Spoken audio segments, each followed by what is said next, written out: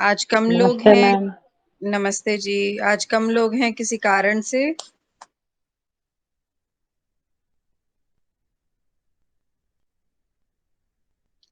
कुछ कार्यक्रम तो नहीं है आज कॉलेज का? कल है मैम। कल है। ठीक। तो चलिए जी, आज हम विरेचन सिद्धांत पर बात करना शुरू करते हैं। कल हमने त्रासदी के तत्वों और अरस्तु के अनुकरण सिद्धांत पर बात पूरी कर ली थी। विरेचन शब्द के बारे में कोई मुझे बताएगा? विरेचन शब्द का क्या मतलब है?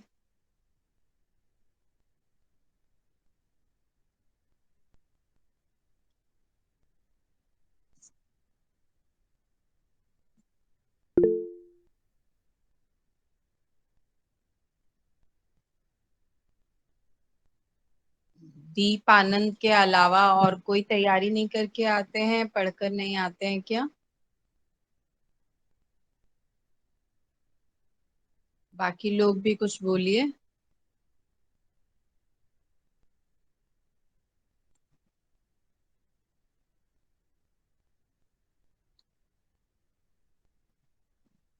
बताइए दीप। मैम, विरेचन चिकित्सा शास्त्र की एक पद्धति है हम्म। जिसमें अ, रेचन की प्रक्रिया होती है, यानी शुद्धिकरण की प्रक्रिया होती है। हम्म। ठीक। अ, जिसमें अगर इस संदर्भ में ले जहाँ हम लोग पढ़ रहे हैं, तो इसमें यानी कि अपने मनोभावों को, अपनी भावनाओं को, क्रोध को, ईर्ष्या को की शुद्धिकरण, उसके उसका परिष्कृत होना, ये उन्होंने कहा है। विरेचन शब्द से ये तात्पर्य उन्होंने लगाया है, मनोविकारों का शुद्धिकरण। हम्म। ठीक कहा आपने। अब दीप आनंद की बात में कोई कुछ जोड़ना चाहेगा?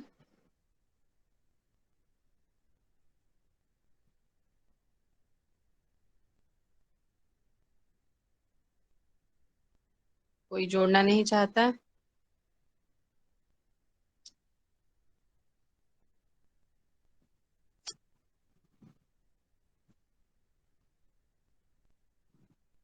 गौरव।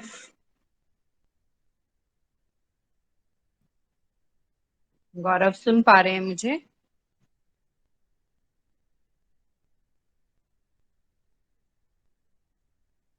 जमुना।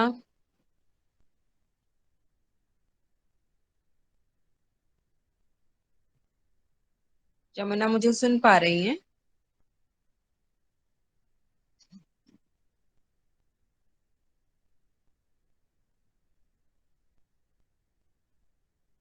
ज्योति।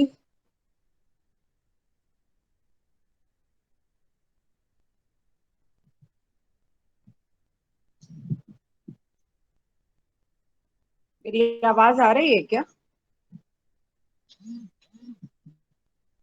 हाँ, आ रही है मैम आवाज आपकी। कविता।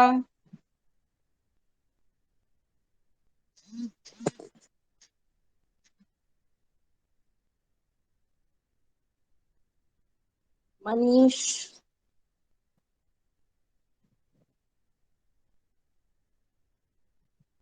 मोहित।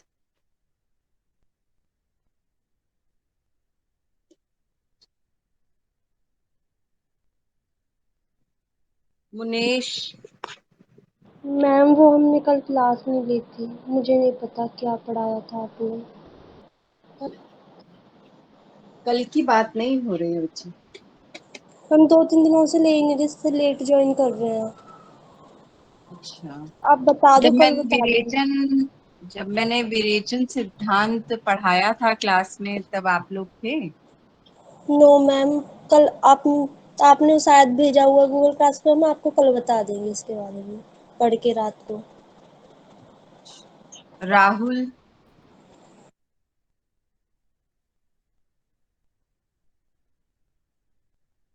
रानी। सचिन, संयोगिता, तबस्सुम, वरुण, अंजलि,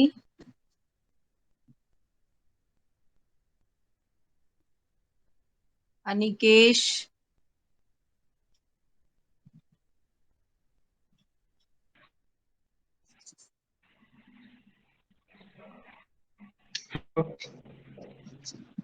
हाँ बोलिए अनिकेश। मैम वॉइस आ रही है ना? हाँ आ रही है बच्चा। विरेचन के बारे में अगर जानना चाह रहे हैं तो हम देखते हैं अरस्तु से। मैम अरस्तु जो थे वैद पुत्र थे। अरस्तु ने विरेचन सब का से वो विरेचन किया था। इसका अर्थ है कि शरीर बड़ा शुद्ध तथा आपकी आवाज शरीर टूट रही है तथा अनिकेश, आवाज क्लियर मैं नहीं आ आ रही है। रही है। अब हाँ अब आ रही है। एक मिनट मैम, एक मिनट मैम। हाँ बोलिए। अरस्तु ने विरेचन शब्द का बताया कि ये चिकित्सा शास्त्र से जोड़ा है। इसका अर्थ है कि औषधि द्वारा अशुद्ध पदार्थ का बहिष्कार कर शरीर व्यवस्था को शुद्ध और स्वस्थ रखना ही विरेचन बताया है। किंतु त्रासदी के हम संदर्भ में देखते हैं तो इस शब्द का प्रयोग नितांत लाक्षणिक बताया गया है। हम्म। जी मैम, हो गया मैम। अच्छा ये अनिकेश बताइए, विरेचन को ग्रीक भाषा में कहते क्या है? किस शब्द का अनुवाद के, भारतीय केथा पद्धति में मैम विरेचन किया गया? केथारसिस हाँ हाँ, कैथारसिस कहते हैं। और जिसका अंग्रेजी में आ, अनुवाद किया गया। हाँ देखिए, और हाँ दीप आप कुछ कहना चाहते हैं? यही जो आपने पूछा था इसका जवाब देना चाह रहा हूँ। अच्छा अच्छा ठीक है। देखिए विरेचन शब्द जो यहाँ पर है, विरेचन सिद्धांत के रूप में हम उसे पढ़ रहे हैं, अरस्तु ने विरेचन सिद्धांत दिया। ये वास्तव में उस समस्या के हल के लिए दिया जो समस्या प्लेटो के समय से काव्य प्रभाव के रूप में काव्य शास्त्रियों के सामने थी। प्लेटो ने खुद कहा था कि काव्य का या साहित्य का या कलाओं का प्रभाव मनुष्य पर विघटनकारी होता है। वो उनके भावों को उद्वेलित कर देती है, कला जगा देती है, और जगा के वो उन पर एक तरह का प्रभाव जमा लेती है जिससे वो संयत नहीं रह पाते हैं। वो रोने चिल्लाने गुस्सा करने ऐसी ऐसी प्रवृत्तियों में संलिप्त हो जाते हैं। और इस तरह ये एक तरह का पागलपन है, और ये पागलपन को बढ़ावा देता है साहित्य या कला। इसलिए एक आदर्श राज्य में साहित्य नहीं है, हितकारी नहीं है एक आदर्श राज्य के लिए।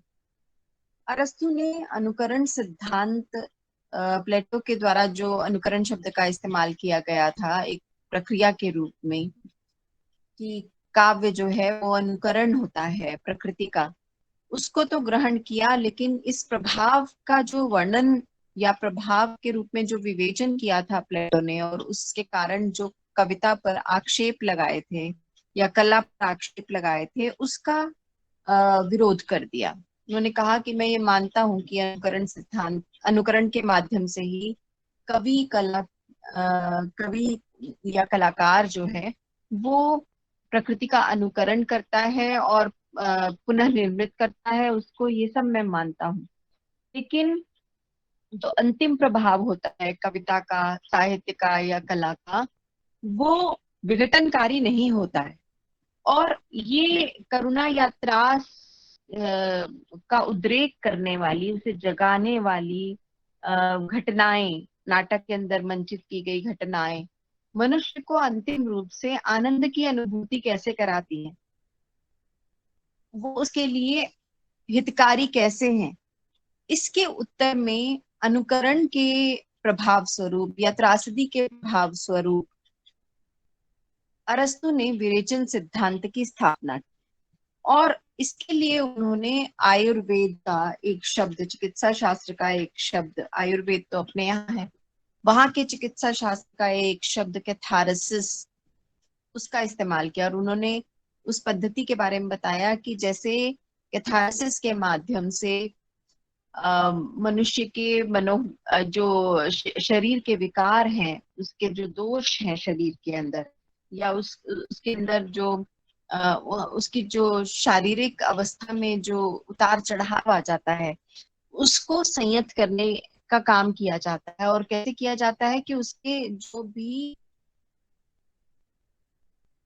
गलत तत्व हैं या अशुद्धियां हैं या मलादि तत्व हैं या जो विकार हैं शरीर के, उनको किसी विशेष औषधि के द्वारा इतना बढ़ा दिया जाता है कि वो अपनी चरम सीमा पर पहुंचकर, अपने पूर्ण सीमा तक पहुंचकर वो वहां उसके व्यक्ति के शरीर से निष्कासित हो जाए या निकल जाए। ये पद्धति उन्होंने कहा कि बहुत ही लाभकारी होती है मनुष्य के शरीर के लिए, क्योंकि जब विकारों को, शारीरिक विकारों को जब इतना बढ़ा दिया जाता है कि उनको शरीर से बाहर निकलना ही एक रास्ता मिलता है, तो शरीर इसके माध्यम से स्वस्थ हो जाता है। और ये एक तरह की शुद्धि की प्रक्रिया है।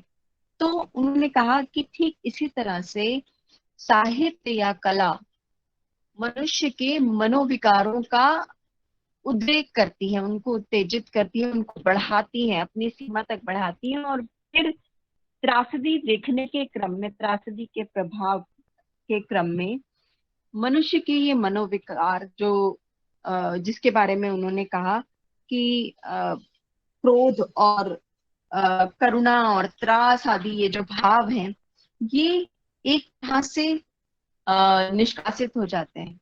उन्होंने ये भी कहा कि यथार्थ में जब जीवन में हम इस तरह की घटनाओं से गुजरते हैं, कोई भी नहीं चाहता है बीमार होना। हम मनोविकारों के संबंध में भी ये कह सकते हैं कि हम करुणा पैदा करने वाली या त्रास पैदा करने वाली घटनाओं को सामान्य जीवन में देखना नहीं चाहते। लेकिन जब यही स्थितियां त्रासदी में आती हैं, तो हमें एक तरह की पवित्रता का अनुभव कराती हैं इस प्रभाव के रूप में, या सुखात्मक एक अनुभूति होती है उनको देने के बाद। ऐसी दुख पैदा करने वाली परिस्थितियों, ऐसी दुख पैदा करने वाली स्थिति को जब हम सामान्य साधारण जीवन में, अपने यथार्थ जीवन में स्वीकार नहीं करते या उससे भागते हैं, तो कैसे हम एक नाटक से आनंदित होते हैं, उसकी अनुभूति से हम अपने अंदर एक तरह का लाभ अनुभव करते हैं। उसके उत्तर में उन्होंने या प्लेटो के सिद्धांत को, अनुकरण सिद्धांत को खारिज करके अपने अनुकरण सिद्धांत के माध्यम से साहित्य और कला के अच्छे प्रभाव को दिखाने के लिए अरस्तु ने इस विरेचन सिद्धांत की अवधारणा को प्रस्तुत किया। और ये अरस्तु ने कहा कि परिभाषा त्रासदी की, और त्रासदी की परिभाषा आप सब लोगों ने पढ़ी है, और जिसके अंत में कि त्रासदी एक ऐसा काव्य प्रकार है या काव्य विधा है या नाट्य विधा है जिसमें पहले तो विशेषताएं बताई कि वो गंभीर होगी, स्वतः पूर्ण होगी, निश्चयाम से युक्त होगी, उसमें अच्छी भाषा होगी, सब चीजें होंगी, ये सब तो बताया ही। साथ में अंत में त्रासदी के प्रभाव के रूप में यह बताया कि करुणा और त्रास के उद्रेक के द्वारा इन भावों का उचित विवेचन जिस रचना में होता है वो त्रासदी है। अगर बाकी चीजों को थोड़ी देर के लिए एक साइड पे रख दें, तो ये एकमात्र ऐसा गुण है जो त्रासदी को या उस समय की साहित्य विधाओं को या नाटकों को, विशेषकर अरस्तु को त्रासदी बहुत पसंद थी, त्रासदी उनका प्रिय साहित्य विधा थी। लेकिन उसके साथ ही उन्होंने जो ये विरेचन सिद्धांत दिया, ये वास्तव में उन सभी साहित्यिक विधाओं के लिए सच साबित होता है जिसमें ऐसी स्थितियां दिखाई जाती हैं जो सामान्य जीवन में कारक नहीं होती सामान्य मनुष्य के लिए, लेकिन जब वो नाट्य रूपांतरण में या काव्य रूपांतरण के साथ या अन्य कलाओं के जो माध्यम हैं उनके रूप में जब हमारे सामने आती है तो हम पर एक तरह का शुद्धिकरण का प्रभाव छोड़ती है। ये जो रहस्यमय स्थिति है जो अभी से पहले के रचनाकारों ने या अब अरस्तु से पहले के आलोचकों ने बनाकर रखी हुई थी कि इस दैवी प्रभाव से रचना जन्म लेती है और वो उसको रचनाकार अपने नियंत्रण में नहीं रहता है, वो पता नहीं कैसे कहाँ से वो भाव लेकर चला आता है। अरस्तु ने कहा नहीं, ऐसा नहीं होता, सामान्य जीवन है उसी के बीच से विषय उठाता है, उन्हीं के बीच से प्रेरणा प्राप्त करके वो कल्पना के माध्यम से ही सही अपने विषय बनाता है, लेकिन उसके अंदर वो कुछ ऐसा जोड़ देता है कि जिससे वो रचना जो है वो प्रकृति से किसी और धरातल पर मनुष्य को ले जाती है और वहां जाकर वो उसके मनोविकार को इतना जो सामान्य जीवन से ग्रहण किए गए उसके मनोविकार हैं, सामान्य जीवन में दमित जो उसके मनोविकार हैं, उनको जागृत कर देती है और वो जागरण मनोविकारों का जागरण जो है उसको उद्वेलित करता है, परेशान करता है और उस परेशानी के तहत जब वो बहुत भर जाता है इन भावों से तो उसके हृदय से ये भाव जो है धीरे धीरे विगलित होकर निकल जाते हैं और वो पुनः स्वस्थ होकर अपनी जीवनचर्या में जीवन के दायित्वों को पूरा करने में लग जाता है। ठीक है, ये समझ में आया आप सभी को? Yes ma'am. जब भी आप बात करें विरेचन सिद्धांत पर भी प्रश्न आपसे पूछा जा सकता है एग्जामिनेशन में।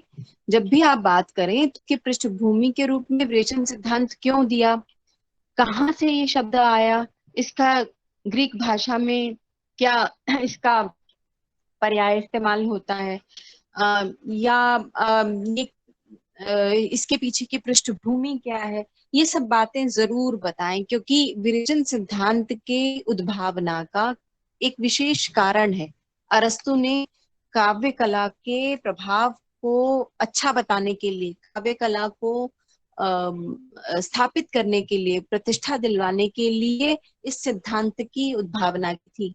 तो इसलिए उसकी पृष्ठभूमि के बारे में चर्चा करना भी बहुत ही जरूरी है। ठीक है,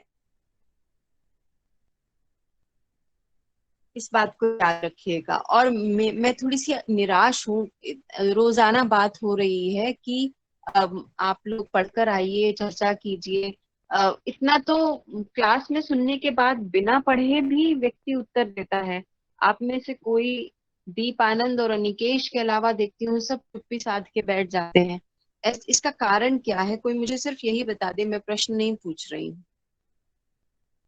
कोई आप में से कोई अपने से कि क्या कारण बन जाता है ऐसा कि आप लोग कुछ भी नहीं बोल पाते हैं, भय होता है आपको गलत हो जाने से कि हम गलत साबित हो जाएंगे?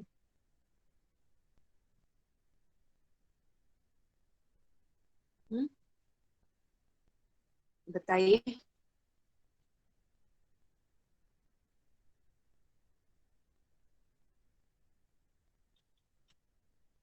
हाँ जी, कोई नहीं बताना चाह रहा है? अंजलि?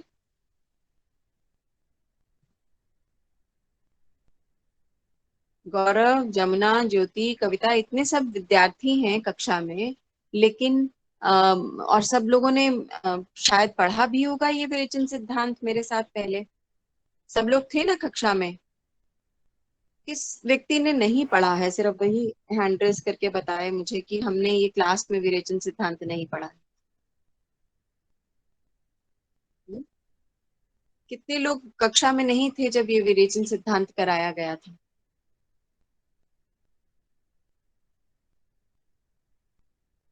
सभी लोग थे। उत्तर नहीं दे रहे हैं तो मैं मान ले रही हूँ कि सभी लोग थे कक्षा में। लेकिन बच्चे ये, हाँ रानी बोलिए, रानी बताइए।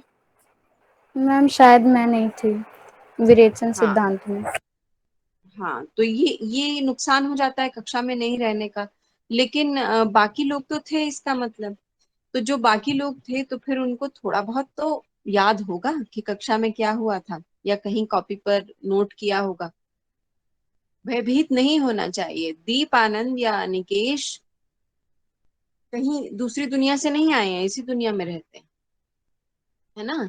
जो मैं बोलती हूँ वही सुनते हैं, और थोड़ा बहुत अपना प्रयास भी करते होंगे, खुद भी पढ़ते होंगे।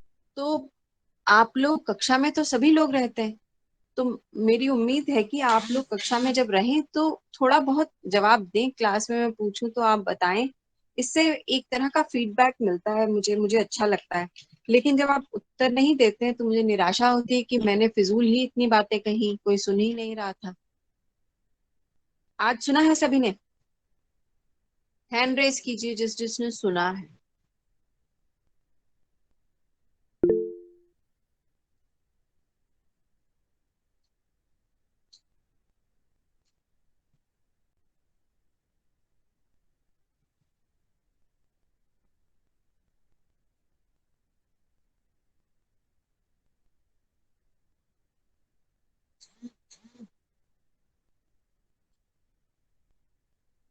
मैं आपका चेहरा तो नहीं देख पा रही हूँ ना, तो सिर्फ ये हैंड रेज्ड आपके हैंड्स ही मुझे बताते हैं कि आप लोग रिस्पॉन्ड कर रहे हैं मुझे कि नहीं कर रहे हैं।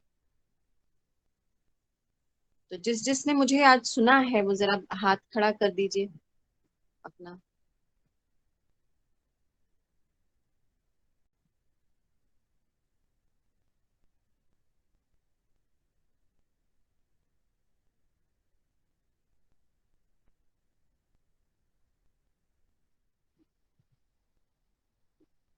हाथ खड़ा कर दीजिए जिस जिसने सुना है।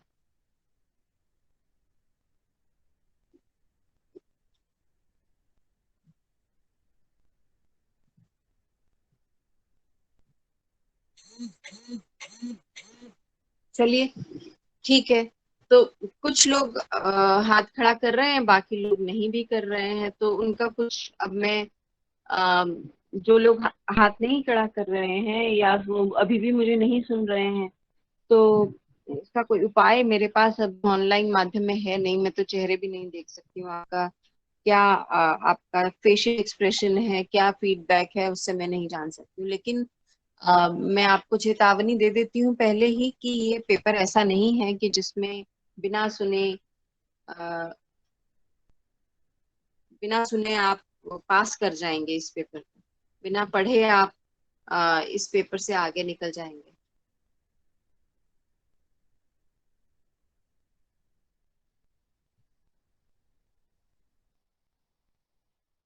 तो चलिए, वरुण आप हॉस्पिटल में हैं, कोई बात नहीं। लेकिन बाकी लोग तो अपने अपने घर पर हैं। तो मैं उम्मीद करती हूँ आप लोग आगे ध्यान से पढ़ेंगे, और बस उम्मीद ही कर सकती हूँ, और क्या कर सकती हूँ। चलिए, अगला टॉपिक आज हमें जो रिवाइज करना है वो है लॉन्जाइनस। लॉन्जाइनस का अम, कौन सा सिद्धांत हमारे सिलेबस में है, ये मुझे जमुना बताएंगे।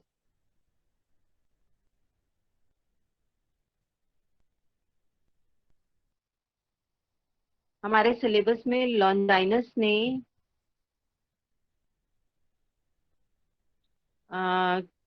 लॉन्जाइनस के किस सिद्धांत की बात की गई है, हम क्या पढ़ रहे हैं लॉन्जाइनस। लॉन्जाइनस किस काव्यशास्त्रीय सिद्धांत का उद्भावक है?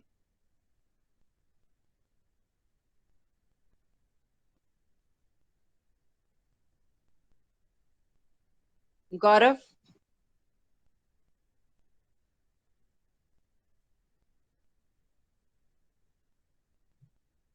हमारे सिलेबस में लॉन्जाइनस का कौन सा सिद्धांत लगा हुआ है?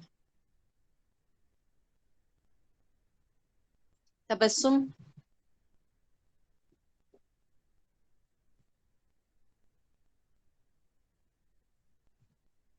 अनिकेश। मैम लॉन्चाइनस का उदात्त उदात्त सिद्धांत। उदात्त का। अब ये उदात्त का मैम सिद्धांत है क्या, आप मुझे उदात्त बता संबंधी सकते हैं? मान। जी मैम। हाँ, उदात्त संबंधी मान्यताएं। और ये उदात्त को, रानी आप बताइए मुझे कि उदात्त को अंग्रेजी में क्या कहा जाता है?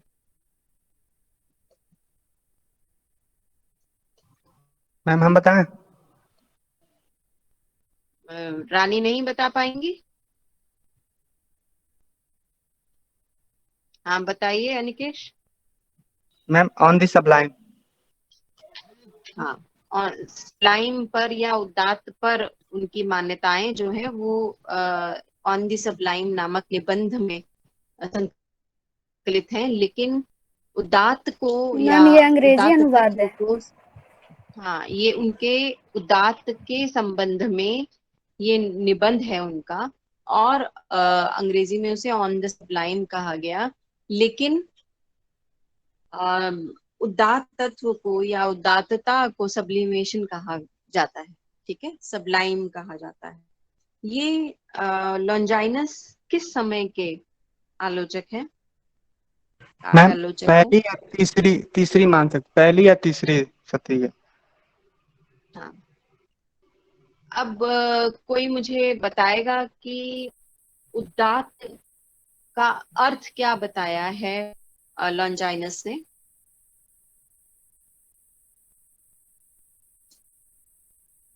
हाँ मैम दीप बताइए आप। मैम सबसे पहले इसकी पृष्ठभूमि को जान लेना आवश्यक है। उदात्त है क्या, कहाँ से ये शब्द आया? ये शब्द ग्रीक शब्द पेरियप्सिस से आया है। पेरियप्सिस से आया है। और लॉन्जाइनस ने अपने दोस्त को, अपने मित्र को एक निबंध लिखते हैं ऑन द सबलाइम नाम से, जो कि अंग्रेजी अनुवाद है। उनमें वो कहते हैं कि मैंने उदात्त की अवधारणा बहुत सारे लोगों की पढ़ी है। उनमें से एक की पढ़ी है, कैकिलियस नाम के एक लेखक रहते हैं, उनकी पढ़ी है।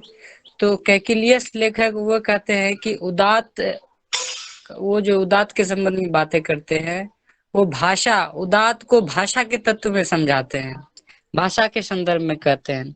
लेकिन लॉन्जाइनस इन बातों को नकार देते हैं और कहते हैं कि उदात्त तो भाषा का के संदर्भ में है ही, लेकिन भावनाओं के संदर्भ में भी उदात्त की अवधारणा प्रस्तुत होनी चाहिए।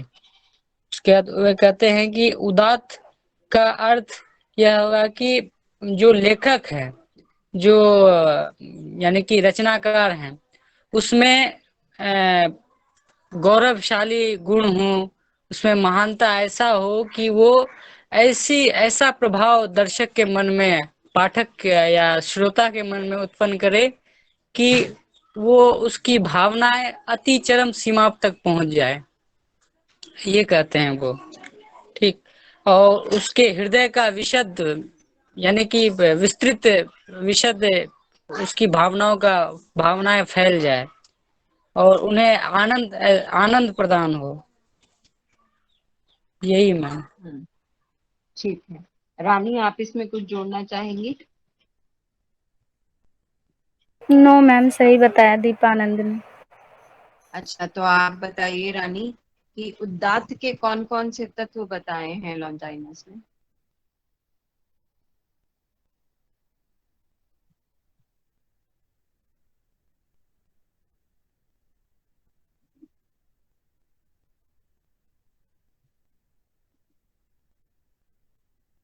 बताइए निकेश। मैम तीन तो पहला, दूसरा आपकी आवाज कट तीसरी। रही है निकेश, थोड़ा ना नेटवर्क का कुछ देख लीजिए। बारिश।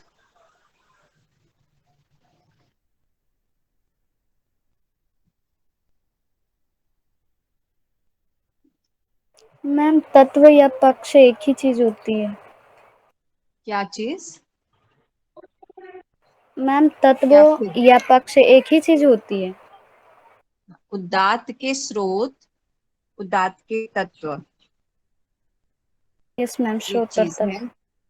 हाँ मैं बोलूं? हाँ, बोलिए दीप। मैम, लॉन्जाइनस ने उदात्त के दो तत्व बताए, एक पहला बहिरंग तत्व, दूसरा अंतरंग तत्व। अंतरंग तत्व के अंतर्गत उन्होंने कहा कि जब भी कोई भी रचनाकार रचना करता है, चाहे वो लेख के रूप में हो या कविता के रूप में है, अ, तो उसमें कथ्य का प्राबल्य अधिक होना चाहिए। कथ्य का प्राबल्य अधिक होना चाहिए।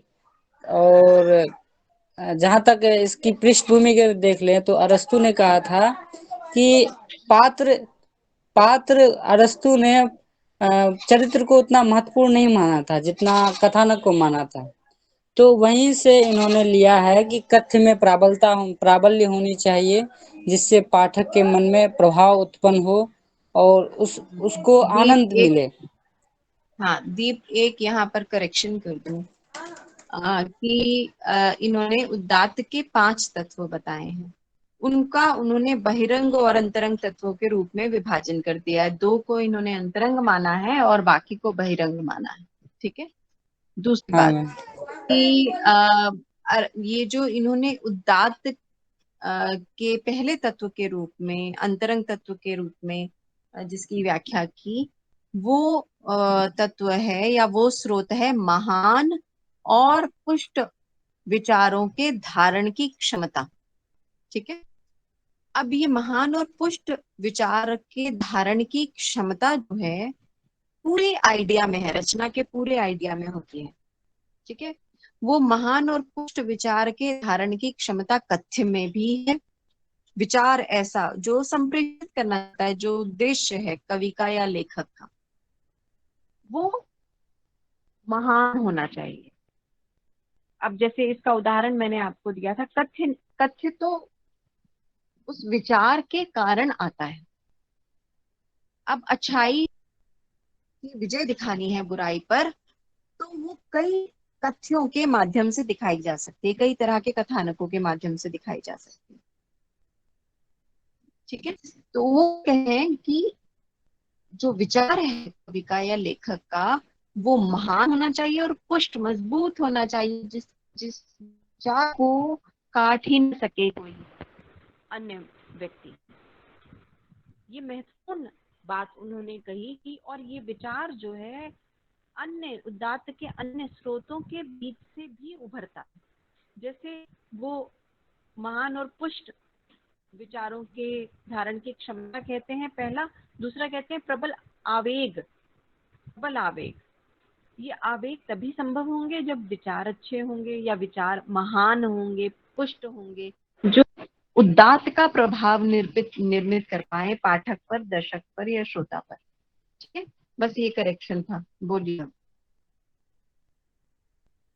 दूसरा इन्होंने बताया, आवेग के संबंध में बताया। इनका इनका मान्यता था कि आवेग दो प्रकार के होते हैं। एक भव्य आवेग माना इन्होंने, दूसरा मंद्र आवेग माना। भव्य के आवेग के अंतर्गत जो यानी वीर, अद्भुत और ये सब जो भावनाएं, हास्य, ये सब जो भावनाएं थी, इनको इन्होंने भव्य आवेग माना। और दया, शोक, करुणा, भय इत्यादि सबको मंद्र आवेग के अंतर्गत इन्होंने रखा। उसके बाद उदात्त का बहिरंग तत्व के अंतर्गत इन्होंने जो विभाजन किए थे, तो इन्होंने इसके अंतर्गत पहला रखा कि अलंकारों की समुचित योजना होनी चाहिए कोई भी रचना में।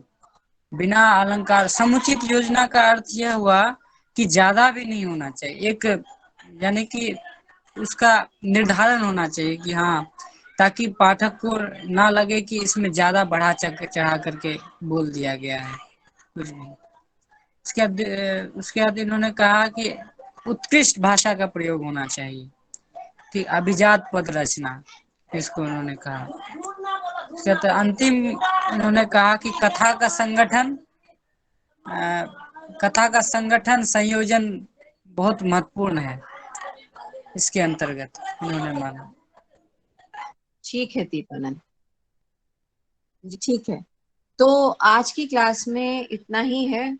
आप इसको रिवाइज कर लीजिएगा। रानी, आप कुछ कहना चाहती हैं? आपका हैंड रेज किया हुआ है। नो मैम, आपने जब पूछा था उसी टाइम से हैंड रेज है। अच्छा अच्छा। तो श्वेता है आज क्लास में क्या?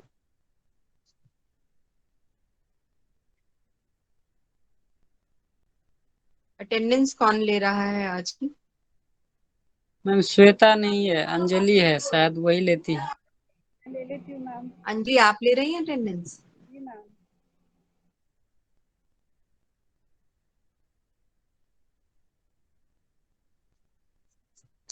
मैम मैं एक बात पूछना चाह रहा था मैम। हाँ, पूछिए जी। मैम मैं ये कह रहा था कि कोई भी, जैसे आप कल होकर के कोई भी विषय पढ़ाने वाले हैं तो उससे एक दिन पहले ही आप स्लाइड भेज दिया कीजिए, ताकि बच्चे थोड़ा पढ़ लें और थोड़ा थोड़ा सा भी उसमें समझ आ जाएगा, ताकि आप अगले दिन अगर उस विषय को पढ़ाएं तो उससे आज समझने में आसानी होगी। ठीक है, यस मैम। ठीक है, भेज दूंगी, भेज दूंगी। अच्छा, अब एक सूचना सोमवार के लिए है। सोमवार को एक कार्यक्रम है जेंडर सेंसिटाइजेशन कमेटी का, और वो 11